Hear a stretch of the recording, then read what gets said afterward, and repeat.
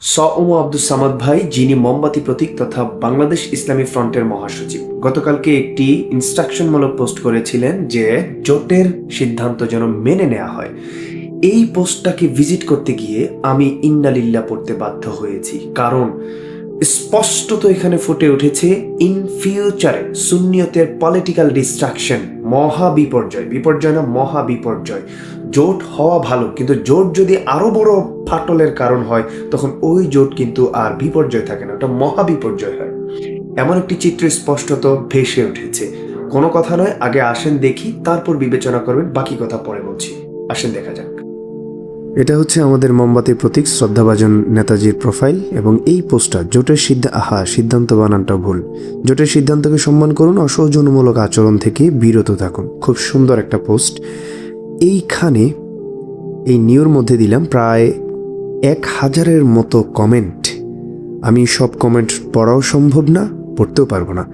এখানে শাহ মইনুল হোসেন হাসান খোকন লিখেছেন, আপনারা আপনাদের নিজেদের জন্য সুন্নিয়দের ক্ষতি করতে পারেন না, যদি কিছু আসুন, এরকম একটা কিছু। যাই হোক, তো সব মিলিয়ে একটা কমেন্ট আমি পাইলাম না যে কমেন্টটা পক্ষে বা সমর্থনযোগ্য। আর এই একটা জিনিস আপনি চিন্তা করেন, যারা কমেন্ট করেছে 99% অবশ্যই নেতাকর্মী, কিন্তু ভয়ের ব্যাপার হচ্ছে একটা কমেন্টের মধ্যে সমর্থন নাই। প্রত্যেকটা কমেন্ট অ্যাগেনস্টে, প্রত্যেকটা কমেন্ট বিক্ষোভের, প্রত্যেকটা কমেন্ট প্রতিবাদে। একজন সেন্ট্রাল লিডার যখন এভাবে পোস্ট করে আর তার নেতাকর্মীরা যখন কমেন্ট করে, ওই কমেন্টের 1000-এর মধ্যে যদি একটা কমেন্টও সমর্থনে না পাওয়া যায়, আপনি কি ভাবতে পারেন এই সিদ্ধান্তটা কতটা পরিমাণে এই সংগঠনের ক্ষতিটা করবে? আপনি কি ভাবতে পারেন এই সিদ্ধান্তটা কত পরিমাণে বড় একটা ফাটল তৈরি করবে?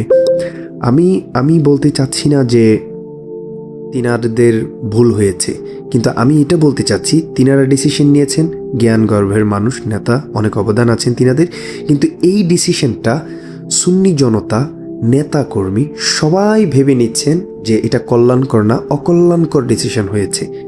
যেহেতু ব্যাপারটা এমনই সবাই ভাবছেন, এখন তিনারা কি 2-4 জন কনসিডার করলেই হয়ে যায়? সবার জন্য এই 2-4 জন কি কনসিডার করতে পারে না? 2 থেকে 4 জন যদি কনসিডার করে ফেলে তাহলে সবার সমস্যা শেষ। আর যদি 2 থেকে 4 জন কনসিডার না করে, যদি সংশোধন পূর্ণ বিবেচনা না করে প্রার্থিতা বা নির্বাচনের ব্যাপারটা, তাহলে সবার মধ্যে সমস্যা থেকে যায়, ক্ষোভ থেকে যায়, সবাই দেখা যাচ্ছে বিরোধিতা, প্রতিবাদ